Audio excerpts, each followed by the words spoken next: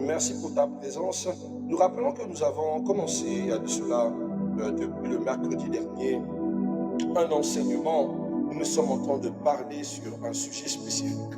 Notre thème, bien aimé, c'était les stratégies du monde des ténèbres et c'est dans cela que nous allons continuer. Je rappelle que dernièrement, nous avons dit que la Bible révèle l'existence d'un combat spirituel invisible, mais aussi réel. Il ne s'agit d'un combat contre les hommes, mais contre des puissances spirituelles.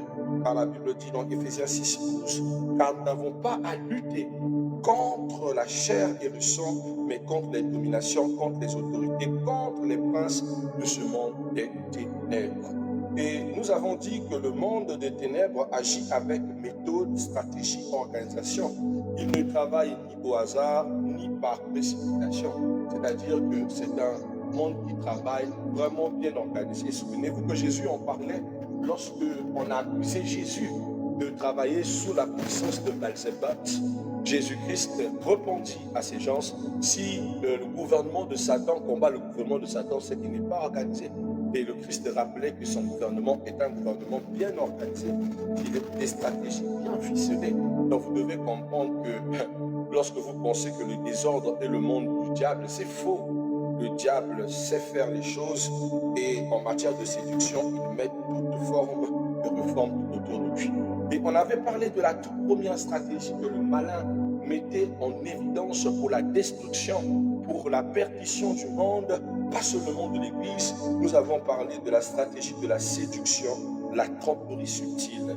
Donc on avait vraiment dit énormément de choses merveilleuses.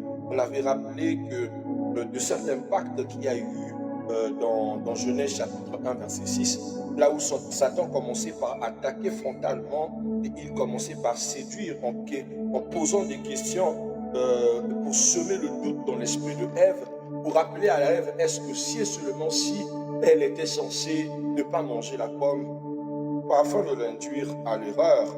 Mais dans 2 Corinthiens chapitre 11, 14, nous voyons comment souvent le diable revêt l'apparence d'un ange de lumière pour nous séduire, pour essayer de nous mettre en confusion. Donc ne tombez pas dans ce piège, car c'est le mot d'emploi de Satan, c'est sa façon de faire. Voilà pourquoi, bien aimé, aujourd'hui, comment cela agit-il, comment cette séduction subtile se fait dans le temps moderne. On avait tellement dit des choses, on avait parlé de la relativisation du péché, de la fausse grâce sans repentance, de l'évangile qui devient indulcoloré, c'est-à-dire une évangile, soit on parle de l'argent, soit on commence à parler du business. Actuellement, nous vivons une évangile où on nous enseigne le management ecclésiastique, on nous en parle, on n'a plus de pasteur, on a un fond de coach. Aujourd'hui, c'est plus des coachs que des pasteurs. Et ça aussi, bien aimé, la Bible en a parlé. C'est ce qu'on appelle l'évangile indulcoloré. Et nous avons la normalisation de l'immoralité qui devient fréquente dans les églises. Je rappelais cette scène qui se passait sur le Pointe Noire, où il y a un pasteur de l'église du message qui a enceinté presque la plupart des jeunes filles à l'église. Et ce n'était pas un fait anodin, parce qu'à chaque fois qu'il commettait ce genre de bêtises, il avait son collège qui, au nom de je ne sais de quelle forme de sainteté qu'il manifestait, couvrait ses péchés. Donc l'église est devenue un espace où l'immoralité est permise et tolérée et même cachée, soit disant parce que c'est un serviteur, il faut couvrir ses iniquités. Donc ce n'est pas ce que la Bible nous enseigne, ce n'est pas ce que la Bible veut en rigueur. Mais c'est normal, c'est parce que la séduction est assise, que le péché commence à passer crème. Si quelqu'un offense, bon, tant qu'il est serviteur de Dieu, tant que c'est un membre de l'équipe stratégique, on trouve une manière de couvrir les fautes. Ça ne se passe pas comme ça. Aujourd'hui, nous voyons beaucoup de personnes qui, avant de s'engager dans les choses de Dieu, recherchaient la sanctification, vivaient dans le sacré. Mais aujourd'hui, beaucoup de personnes font paraître l'apparence du sacré, mais vivent dans la débauche et dans le péché. Et pourtant, ils ont la volonté de servir Dieu, mais choisissent l'aveuglement, le mal, que de pouvoir agir en bien. C'est pas possible. On avait déjà parlé de ça dernièrement, on ne va pas s'y atteler because of times. On va parler de notre deuxième stratégie, qui est la deuxième stratégie du monde des ténèbres. C'est la stratégie de l'aveuglement spirituel. Nous avons parlé de ça dernièrement, brièvement, mais aussi profondément, bien aimé. Et c'est une stratégie que le diable utilise. C'est quoi l'aveuglement spirituel? L'aveuglement spirituel, c'est les multiples méthodes que le diable utilise pour disposer devant Dieu afin de nous induire en erreur. Et il utilise tellement beaucoup de stratagèmes. La Bible dit dans 2 Corinthiens chapitre 4, verset 4, dit « Le Dieu de ce siècle a aveuglé l'intelligence et l'incrédulité. » Il passe par des faux enseignements, des fausses doctrines, des fausses annonces, des fausses prophéties pour pouvoir induire le peuple en erreur. Nous avons vécu un événement presque pareil dans la date de décembre. Un dernier monsieur qui disait qu'à partir du 12, ce sera le naufrage du monde. Et il a construit son arche au Cana. Donc il a annoncé aux gens de venir, de monter sur cette arche, sinon ils perdront de leur vie. Et les gens ont pris cela au sérieux parce qu'ils craignent Dieu. Ils revenaient de tous les pays pour aller monter dans son arche. Mais ce que les gens ont oublié, c'est que la Bible dit, et c'est toujours dans le livre de Genèse chapitre 6, que Dieu se repentit d'avoir naufragé le monde. C'est-à-dire que Dieu a changé dans son cœur et elle s'est dit qu'il ne devait plus encore faire passer la destruction du monde par l'eau, par le naufrage. Donc, si cet homme disait vrai, c'est que la Bible allait se contredire, la Bible devait être fausse. Mais comme la plupart du temps, nous ne lisons pas la Bible, beaucoup ont pris cet acte comme aussi un coup dans leur foi. C'est ainsi comme ça que beaucoup de personnes vont maintenant avoir du mal à écouter les prophètes, à croire aux prophéties authentiques, parce qu'en ayant écouté ce faux prophète, ils vont se faire voiler les yeux et vivre dans ce qu'on appelle par l'aveuglement spirituel.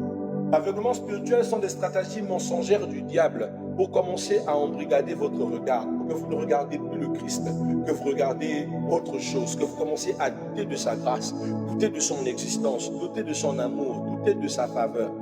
Vous emmenez de jour en jour à développer une incrédulité profonde. C'est-à-dire, son but, c'est de saboter tout à fait le mystère du sacré dans l'homme. Alléluia. Vous devez savoir que l'ennemi agit sur l'intelligence humaine, il agit sur la perception spirituelle, il agit sur le discernement. Il veut t'empêcher de discerner ce qui est bien comme ce qui est mal, ce qui est sain comme de ce qui est parfait. Aujourd'hui, beaucoup de personnes se mettent à se battre, surtout quand on parle d'hypergrâce, car aujourd'hui, comme on dit que Jésus-Christ a tout payé sur la croix et que nous n'avions plus encore à payer quoi que ce soit, et surtout que lorsqu'on dit que il n'existe plus de péché car la loi a été abolie, certaines personnes se trouvent aisées, se trouvent dans la joie de pouvoir commettre des choses de façon volontaire, de faire des bêtises de gauche à droite pour dire que non, comme il n'y a plus de péché, ils sont libres de faire ce qu'ils veulent. Je disais une fois que j'ai rencontré un pasteur qui sortait de l'hôtel avec une fidèle, soi-disant qu'ils sont allés faire une délivrance dans une chambre d'hôtel. Vous comprendrez avec moi combien de fois le diable est vraiment actif dans ce temps de la fin et en train de faire des conneries qui détruisent la foi, des fidèles. Imaginez 7 fidèles à la fin, après avoir été usagés, c'est quelqu'un qui va commencer à avoir peur de l'église, c'est quelqu'un qui va avoir un préjugé sur toute l'église, c'est quelqu'un qui va commencer à remettre en cause ce qu'on appelle par les valeurs du Christ et le Saint ministère. Pourquoi? Parce que des stratégies malsaines ont été engagées pour ruiner sa foi, pour détourner son regard du chemin de l'Éternel. C'est une manière de vous dire, mes bien-aimés, que le diable met en œuvre des stratégies pour paralyser votre foi. Les faux prophètes, les spectacles, les scandales que vous écoutez de gauche à droite ne sont pas des faits anodins. Ce sont des faits salissants à l'évangile qui sont là pour discréditer l'évangile et bousculer votre discernement de ce temps actuel. Où beaucoup de personnes pensent qu'il est encore mieux de rester à la maison, de rester, ne pas aller à l'église, que de pouvoir aller à l'église et rencontrer la fausseté dans le pasteur. Nous avons des gens qui viennent insulter, dénigrer de sa ministère, même pas ceux qui sont à l'extérieur, mais ceux même qui sont à l'intérieur, qui créent et qui se font Dieu dans les églises et qui aussi pratiquent des doctrines qui ne sont pas du tout de la parole. Créons le doute dans les fidèles, créons le doute dans le cœur de plusieurs, remettons en cause les valeurs de la foi chrétienne, qui fait que beaucoup aujourd'hui ont peur d'aller à l'église, ont peur de pouvoir, ont peur de se donner, de se consacrer, ont peur de donner leur cœur au Seigneur, ont peur de suivre le chemin de la foi. Tout ça à cause de qui? À cause de ces personnes qui sont des agents du monde des ténèbres, bien établis pour foncer dans la stratégie du monde des ténèbres, celui de éloigner les enfants de Dieu du chemin de la foi, du chemin de la vérité. Donc vraiment, je vous en prie, mes bien-aimés, ne tombez pas dans ce piège. Ce sont des stratégies de ce monde actuel, celui de élever des faux Christ qui viendront semer la confusion, qui viendront semer l'endormissement spirituel, le refus d'entendre de la correction, tout ça à cause de leurs mauvaises œuvres, des manifestations qu'ils font, des scandales par lesquels ils sont en train d'émettre. Quand vous lisez la Bible, vous regardez la conduite des apôtres, vous regardez la conduite de ceux qui nous ont précédés avant et ceux qui sont en train d'agir aujourd'hui dans les églises, bien aimés, ce n'est pas la même chose et ce n'est pas le Dieu de la Bible qui reflète, mais juste la marque de la flétrissure dont ils font témoignage. Amen. Alléluia. Voilà, que la paix de notre Seigneur soit sur tous les bien-aimés. Je vois en présence un serviteur de Dieu, Shalom à toi, mon précieux. Et comme d'habitude, nous avons toujours en émanation d'autres personnes aussi que nous aimons bien aussi, que Dieu vous bénisse. Mais souvent, de fois, quand vous vous trompez de live, tant mieux passer votre chemin, parce que ici c'est le live des chrétiens, des enfants de Dieu. Ce n'est pas là pour faire l'apologie du témoignage de Satan. Voilà, que Dieu soit honoré. On va continuer notre prédication, mes bien-aimés. Nous allons prendre la troisième stratégie. La troisième stratégie, bien-aimés, du monde des ténèbres, c'est l'oppression progressive. L'oppression progressive. Vous devez savoir que le monde des ténèbres fonctionne par la progression. La progression de plusieurs formes. Surtout qu'aujourd'hui, tout le monde veut avancer tellement vite, veut avoir une forme de richesse, l'épanouissement. Aujourd'hui, vous remarquerez que beaucoup d'églises parlent de progression, parlent de développement, parlent de business plan, c'est-à-dire c'est toute une forme de stratégie pour pousser l'homme à penser que son but principal, c'est d'évoluer dans un milieu naturel, d'évoluer dans un espace, c'est de prendre le dessus sur tous les autres, c'est de pouvoir se donner un genre de supériorité. C'est en fait du leadership clair. Et ça, c'est l'une des stratégies du diable, de vous pousser à la quête d'un leadership où vous serez au-dessus des autres, où les autres seront à votre merci et que vous aurez le dernier mot sur la vie des autres.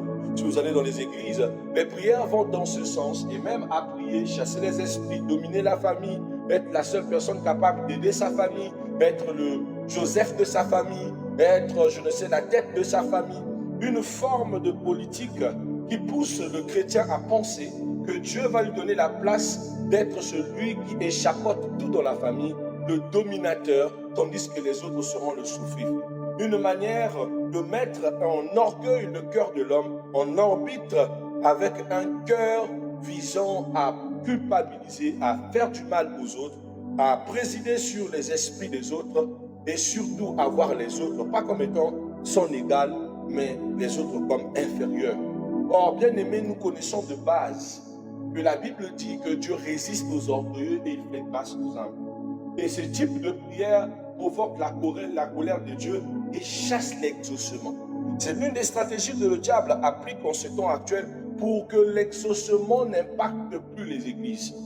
Beaucoup de programmes de prière annonçant la progression, mais la progression où l'homme se sent au centre de cette progression, dominant tous les autres, établissant une forme de leadership qui n'a rien à voir avec la parole, mais qui excite et exhibe son propre orgueil. C'est ça qui fait qu'aujourd'hui, nous touchons les principes de Jacques 4, nous nous rendons inéligibles à l'exaucement. C'est comme ça que beaucoup de gens se disent ces temps-ci, je n'écoute plus les prières, je ne fais plus ça, mais vous avez oublié que Dieu ne veut pas que nous puissions demander des choses que pour nous, mais que nous puissions pas aussi seulement prier que pour avoir des choses pour asservir les autres. Mais non, Dieu attend de nous, par l'amour, d'être utile aux autres. La Bible dit le plus grand, c'est celui qui est serviteur des autres. La Bible dit le plus grand amour, c'est d'aimer son prochain, c'est de donner sa vie pour son prochain. Mais ça, c'est une chose qui se perd. Aujourd'hui, l'amour est de moins en moins bien enseigné dans les églises et surtout moins présent dans les églises. Si aujourd'hui, on dit ce soir d'organiser une quête pour le pasteur pour qu'il voyage urgemment sur Dubaï, tout le monde va faire la quête. Mais si on dit faisons une quête pour le frère qui est malade, qui a une ordonnance de juste 12 000 francs CFA, vous verrez que certaines personnes vont procrastiner à l'idée de pouvoir soutenir le frère. Juste pour vous montrer combien l'amour, combien la dévotion a disparu dans les églises et que le diable est en train de passer par cette stratégie de progression pour pousser les gens à commencer à se focaliser que sur eux. Et tu entendras sur certains enseignements, ne te concentre pas sur la vie des autres, concentre-toi que sur toi, sur ton évolution, sur ton épanouissement. Nous avons ces gens des évangéliques qui ont dit que Dieu te prendra quelque part, il va t'élever, amen, tu seras au-dessus de ta famille, amen, tu vas te développer plus que les autres de ta famille. Pourquoi plus que les autres? C'est hérésique, c'est pas comme ça que la Bible nous enseigne. Le Dieu de la Bible est un Dieu de famille, est un Dieu de connexion. Et la bénédiction du Dieu de la Bible, c'est toujours en faveur de votre famille, de votre communauté. Dieu ne bénit pas sans pourtant que tu sois utile pour les autres. Quand il bénit, c'est pour que tu bénisses les autres. Quand Dieu élève, c'est pour que les autres en bénéficient. Ce n'est pas pour que tu puisses devenir celui qui rend les autres un palier. Il n'y a que les ennemis qui sont des marchepieds dans la parole et pas le contraire. Donc ce genre d'enseignement pousse les gens à pouvoir voir les autres de haut, à rechercher l'élévation pour pouvoir dominer sur les autres au lieu de pouvoir porter cette élévation comme être un outil de soutien, un outil d'aide pour les autres. Alors tous ceux qui marchent dans l'esprit de rechercher la progression rapide, bien-aimés, vont rentrer dans la tentation de se donner dans plusieurs attitudes, des faux développements qui brisent l'intérieur. Ils vont s'enfler dans la tentation. Ils vont aussi entrer dans les habitudes, parce qu'ils vont garder en habitude cette mauvaise doctrine en eux, que je sois au-dessus des autres, que je puisse dominer, que moi, Seigneur, fais de moi le Joseph de ma famille. Moi aussi, je veux être celui de Isaac de ma famille. Mais bien aimé, Joseph n'a pas demandé à être le Joseph de sa famille. Et Joseph n'était pas l'aîné. Joseph était le 11e fils. Donc vous devez savoir que bien aimé, l'ordre de Dieu n'est pas l'ordre des hommes. Alléluia. Pendant que beaucoup de personnes enseignent à payer des 10 000 euros, des 50 000 euros pour avoir la position de l'aîné, soit disant que dans la Bible, Dieu bénit plus l'aîné, la Bible nous montre que voici un 11e fils, un 11e fils au nom de Joseph qui a été rejeté, qui a été jeté même dans une fosse, qui a été vendu en esclave en Égypte, qui a souffert sous les fouets, est devenu l'esclave d'un grand centurion qu'on appelait par Potiphar, et de Potiphar à la prison, de la prison jusqu'à la cour, de la cour à l'état de gouvernance. C'est pour vous dire que Dieu ne regarde pas les ordres établis par les hommes. Dieu peut emmener du néant à l'élévation, mais bien aimé, c'est son plan. Ce n'est pas une affaire de progression personnelle, mais dans tout cet chemin, vous ferez un Joseph qui tout ce qu'il a voulu, c'est d'être utile pour sa société, utile pour sa famille, rempli d'amour, rempli d'allégresse. Il n'avait aucune conviction de vouloir dominer et marcher sur les autres. Voilà pourquoi quand vous cherchez les gens que Dieu élève, c'est des personnes simples. C'est des personnes qui n'ont même pas demandé l'élévation. C'est des personnes qui n'ont même pas recherché l'élévation, ni la progression. C'est des gens qui, par humilité et tellement remplis d'amour, Dieu les a bénis pour bénir d'autres. Mais vous qui êtes tellement dans les églises, Seigneur, élève-moi. Je veux établir moi ceci. Je veux une progression dans tout ce que je suis en train de faire, afin que les autres ne puissent pas se moquer de moi. Seigneur, ne laisse pas les autres se moquer de moi. Les autres me traitent de célibataire jusqu'à aujourd'hui. Seigneur, pourquoi, jusqu'à quand les autres se moqueront? Ce genre de prière-là. Ces genres de prières-là. Prie pour toi, Seigneur, bénis-moi. Seigneur, localise-moi. Seigneur, je veux rentrer dans ces saisons maritales. Je veux me marier. Pourquoi il faut que Dieu le fasse pour faire taire les autres? Pourquoi ce besoin contemporain de te confronter aux autres? Comme si la bénédiction n'était que là pour fermer la bouche des autres. C'est une mauvaise enseignement, mais surtout une mauvaise stratégie du diable à semer la haine dans nos cœurs, à nous voir tout le temps dans les compétitions. Voilà pourquoi dans les églises, vous pouvez être tous là, mais des sœurs et frères dans le Seigneur, dans l'église, mais qui se compétissent. Les pasteurs, on se croise, mais nous sommes en compétition. Ça n'a aucun sens. Chacun veut prouver qu'il est mieux que l'autre. L'autre aussi veut prouver qu'il enseigne mieux que l'autre. C'est malheureux. Alléluia. Donc, c'est ça, c'est pas du tout de bonnes choses. C'est un plan mal organisé du diable pour nous briser. Et Jacques 1, versets 14 à 15, met en effet cette stratégie malsaine où le péché non traité devient une porte d'ouverture, ce péché qu'on appelle par l'orgueil. Amen. Alléluia. Vraiment, faites très attention. On va prendre notre quatrième stratégie. La quatrième stratégie du monde des ténèbres s'appelle la division. Ah, bien aimé, ça c'est encore plus grave. Parce que la division, elle est subtile. Pourquoi elle est subtile? Tout simplement parce que les personnes par lesquelles le diable passe pour semer l'esprit de la division, ou pour emmener la division, bien aimé, c'est la partie la plus rocambolesque même de l'action du monde des ténèbres. Je vous assure, ça passe toujours par des personnes que vous n'attendez de loin. Mais deux fois, même vous-même, vous pouvez être un canal de division parce que vous n'aviez pas été sage à la portée au regard, alléluia, du diable dans sa stratégie et dans sa façon de faire. La stratégie de la division.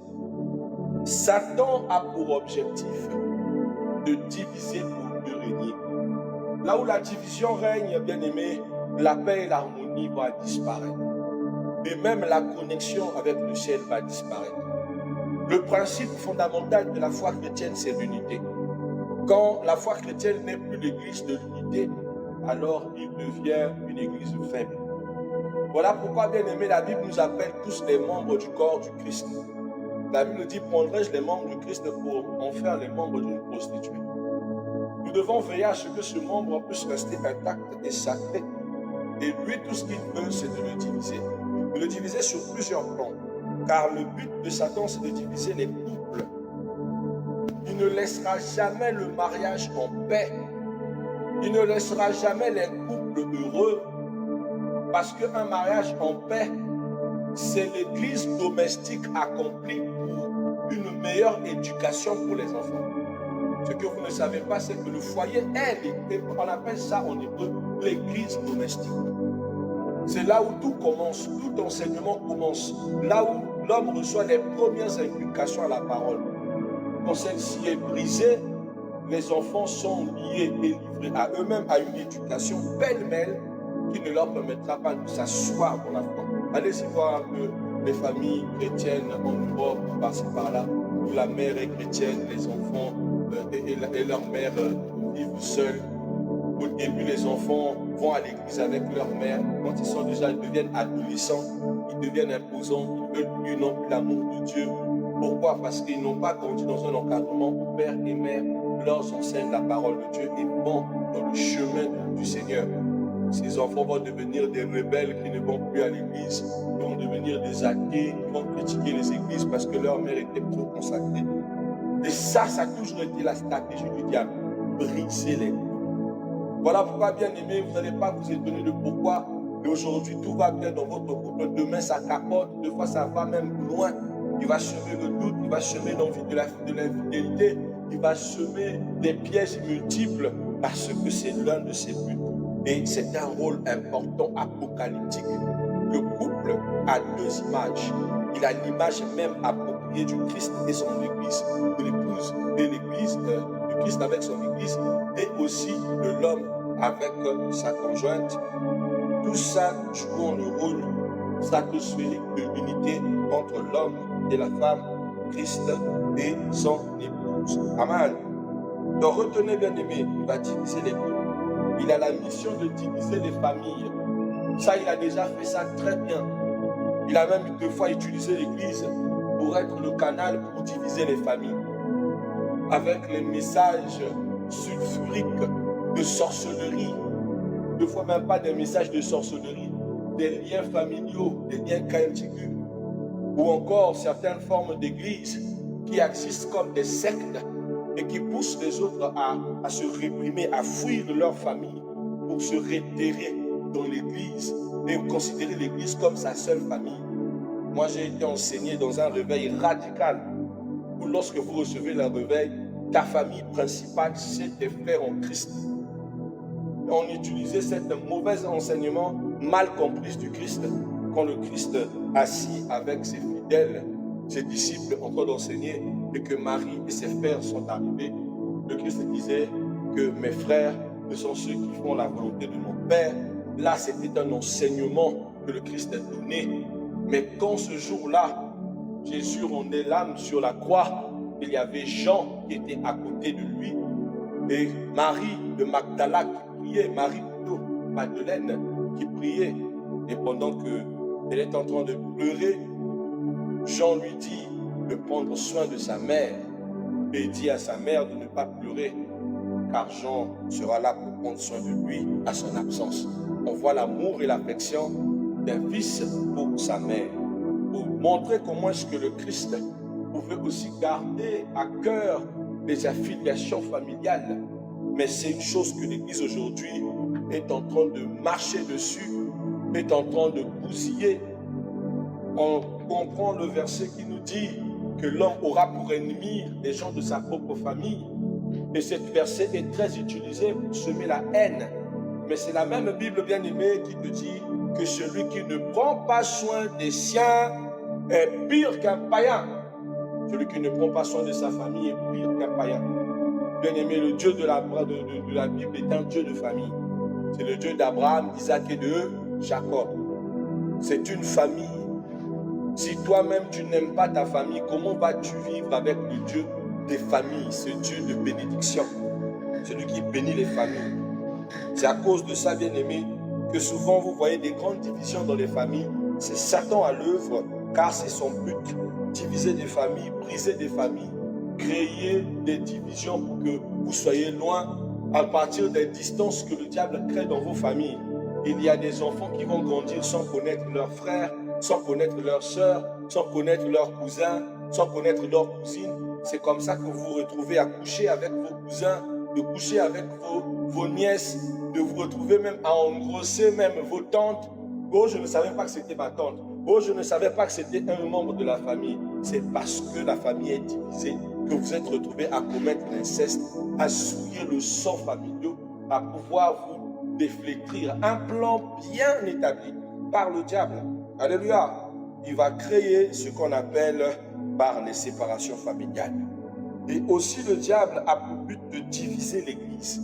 Ça aussi, on ne va pas dire qu'il n'y est pas arrivé, parce que si nous voyons aujourd'hui ce que l'Église est-ce que l'Église est une? Non. Vous savez, j'aime dans la définition catholico. Catholico signifie universel. Donc en réalité, quand on parle de l'Église catholique, c'est l'Église universelle. Moi, j'aime lorsqu'on retient cette fonction, parce que nous sommes une Église universelle. Si aujourd'hui nous croyons que nous avons une église universelle, ça veut dire que nous sommes tous une église catholico, car catholique signifie universel. Mais aujourd'hui, quand on dit le mot catholicisme, pour certaines églises, c'est la haine, c'est l'opprobre, c'est des injures. C'est dire que non, ce sont des idolâtres. Non, ce sont des ceci. D'autres sont fiers de dire je ne suis pas catholique. D'autres diront que moi je suis pentecôtiste. Moi je suis salutiste. Moi je suis je ne sais quoi. On cite tous des appartenances rattachées à des différentes églises et on réprime les autres. D'autres diront que je suis messager du temps de la fin. Quelqu'un d'autre dirait je suis ceci, cela.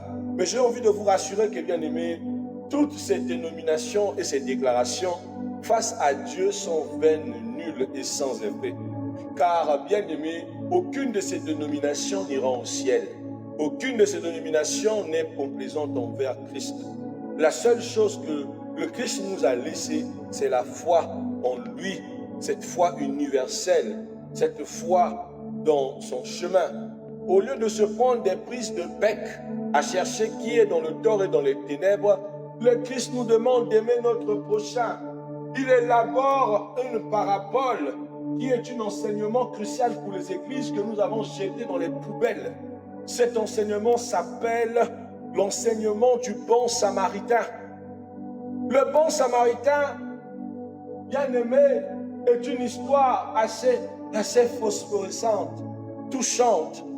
Voilà un juif qui sortit tranquillement pour aller faire ses achats, qui est rattrapé par des bandits, frappé copieusement et dépouillé de tout son argent, laissé à demi-mort lorsque, dans la route, il voit premièrement un autre frère juif qui le passe et qui ne l'aide même pas, qui ne regarde même pas son regard.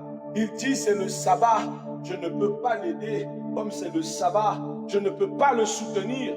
Un autre était prêtre, prêtre du temple de Yeshua, du temple du Dieu vivant.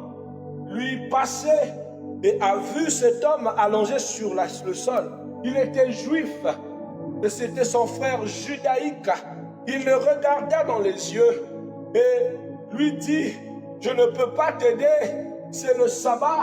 Si je t'aide, je serai au retard pour aller faire l'hospice. Jusqu'à ce qu'il y ait une troisième personne qui n'était qu'un samaritain. Or, bien aimé, le samaritain, ce n'était pas une façon d'acclamer parce que les gens de Samarie étaient détestés. Les Juifs n'aimaient pas les Samaritains. Les Samaritains étaient vus comme des idolâtres. C'était vu comme étant des perdus, des personnes maudites, des personnes impures. Fréquenter avec un Samaritain, c'était ruiner sa réputation. C'était vivre salement. Alléluia, on les crachait dessus. Mais voici un bon Samaritain se leva sur le chemin et vu cet homme à même le sol, cet homme juif, ce peuple qui souvent martyrise les Samaritains, il s'arrêta et le souleva, le mit dans sa charrette, l'emmena jusqu'à l'autel, demanda les premiers soins de secours pour ce dernier, paya tous les frais qu'il fallait et ensuite continua son chemin après avoir mis en sécurité la vie de ce juif. Bien-aimé, voilà cet exemple de la parabole du Christ qui nous montre quelqu'un qui était carrément dénué de ce jugement, qui n'appartenait pas au cercle juif et qui était rejeté par ce cercle, mais qui a donné la plus belle des choses, la plus belle des actes qui existent au monde, c'est l'amour. Il a tout simplement aimé son prochain sans lui attendre, sans attendre quelque chose de retour, sans demander de l'argent en retour. Il a donné l'amour pour que ce prochain soit sauf, que ce prochain puisse être touché par la grâce de Dieu, pour que ce prochain puisse vivre. Aujourd'hui, est-ce que nous avons ce cœur? Non, nous vivons dans les rangs sociaux, nous vivons dans l'excellence des églises. Moi, je suis de telle église, je suis plus supérieur de telle église. Bien-aimé, tu es dans le tort, car c'est parce que la Bible enseigne. Toi qui es là toujours à juger que les catholiques sont ceci, les évangéliques sont cela, bien-aimé, ce n'est pas ce que Jésus t'a envoyé faire sur cette terre. Il t'a envoyé vivre dans l'amour, de partager l'amour. Bien-aimé, sans l'amour, on n'est rien. La Bible dit dans le livre des Corinthiens, chapitre 14, il nous dit, chapitre 13 plutôt, il dit même si nous prophétisons, même si nous parlons les langues, si nous n'avons pas l'amour, bien-aimés, nous sommes comme ce ton d'un cymbale retentissant, vide. Pourquoi? Parce que l'amour est la base du message du Christ. Ce n'est pas la haine, ce n'est pas les discriminations. Le Christ n'est pas discriminatoire. Un jour, j'étais avec un frère pasteur. Nous marchions. Il y avait un frère qui était homosexuel, qui aussi passait, qui avait l'habitude de me suivre dans les réseaux. Et il m'a dit, Shalom, l'homme de Dieu. Shalom, il est venu, il m'a tendu sa main. Je l'ai salué, je dis, Shalom, mon frère. Comme mon pasteur, j'aime beaucoup vos prédications, que Dieu vous bénisse. Merci, l'homme de Dieu. Vraiment que la grâce du Père continue de vous toucher et que Dieu continue de vous utiliser comme un instrument. Il est passé. Et bien aimé, après qu'il soit passé, le pasteur m'a regardé, m'a dit, mais comment as-tu pu prendre ta main pour donner à cet homme impur, à cet homme exécrable, à cet homme indigne qui fait des souillures de son corps? Je l'ai regardé ceci. Le Christ, le Fils de Dieu, n'est pas venu dans ce monde pour perdre. Voici ce qu'il a dit à ses disciples. Lorsque ses disciples recommandaient le feu, je suis opposé à la pratique qu'il fait, à ce qu'il fait en étant un homosexuel. Mais je ne suis pas opposé au fait que ce soit un être humain. Comment veux-tu sauver cette âme si toi, sur la base, tu le juges, le calomnies, le crucifies, lorsque tu le rejettes et que tu n'es même pas capable de t'en approcher? Aujourd'hui, beaucoup de personnes ont du mal à se convertir parce que nous sommes dans les préjugés. On voit en cette sœur une prostituée, tu ne veux pas t'approcher tandis que ce que tu fais est pire que sa prostitution. Aucun amour, aucun retour, aucune foi juste, que du jugement. Nous sommes dans l'église des jugements. Le Christ n'est pas encore revenu, que nous-mêmes nous faisons juge. De juger si la conduite de l'autre est meilleure, si la conduite de l'autre est mieux ou pas, au lieu de donner de l'amour, tout simplement, et d'aimer son prochain. Ça coûte à quoi d'aimer son frère? Alléluia! Nous sommes opposés à leur pratique, c'est vrai. Mais est-ce que c'est important de détester cet homme? C'est une créature de Dieu. C'est Dieu qui l'a faite. Prenons de la distance avec lui. Est-ce que tu l'aides à sa conversion? La Bible dit, vous saluez ceux que vous aimez, vous faites bien. Mais ce qui est mieux, c'est de saluer ceux que vous ne connaissez pas. Il y a des gens qui ont besoin de connaître le Christ, mais qui ne peuvent pas le connaître parce que les chrétiens, c'est un cercle fermé. Les chrétiens, c'est un cercle fermé. Un cercle fermé qui devient vraiment même de fois très vicieux. Malheureusement. Un cercle fermé qui devient très vicieux. Parce que nous n'avons pas le cœur à ouvrir la main envers ceux qui nous entourent pour leur aider, pour leur aimer. On juge de tout. Aujourd'hui, on retrouve tout dans la chrétienté. Hein. Tu vois des chrétiens qui se disent que moi, je ne crois pas aux chrétiens arabes. Mais comment tu peux dire ça? Moi, je ne crois pas aux chrétiens qui sont orthodoxes. Moi, je ne crois pas aux chrétiens qui sont coptes. Bien-aimés, tant que le nom de Jésus est élevé dans ces lieux, peu importe ce qui se passe dans leurs églises, tu n'es pas Dieu. Parce que tu verras des gens témoigner de la puissance du Christ dans leur structure. Aie conscience de l'amour, partage de l'amour. C'est la seule chose que le Christ te demande d'avoir comme position. Le reste des positions de la haine, de la discrimination, sortez-le parce que ce sont les buts du diable. Le diable nous a divisés. Hein. Le diable nous a divisés dans les jugements. On ne s'aime pas. On calomnie, on crucifie les frères et sœurs. Et on s'appelle des chrétiens. C'est vraiment malheureux, je vous assure. Le diable avait pour mission de diviser les ministères. Ça, on voit ça. Des pasteurs qui ne s'entendent pas. Des églises qui pondent par milliers comme des pains. Pas pour l'expansion de l'évangile, hein. Juste par égo démesuré de ne pas être capable de travailler avec les autres. Oui, c'est la partie qui fait honte. Tu vois quelqu'un qui se dit que moi je suis trop grand pour pouvoir me retrouver dans l'église du frère interne. Moi, je ne peux pas travailler sous le pasteur interne. C'est à cause de ça que nous ne pouvons pas nous fédérer, que nous sommes en train de peupler les espaces des pays. Un pays qui peut avoir affaire de plus de 5000 églises, mais aucun miracle authentique, aucun impact de société, juste de la souffrance et de l'appauvrissement, compris la vraie chose qui fait la base de la foi chrétienne. Voilà pourquoi on a du mal à vraiment impacter, à transmettre ce qui est vrai, ce qui est réel, ce qui est saint et ce qui est juste. Des guerres de ministère. Tel pasteur prêche pour contredire la prédication du tel frère. L'autre vient dire l'inspiration n'est pas de Dieu.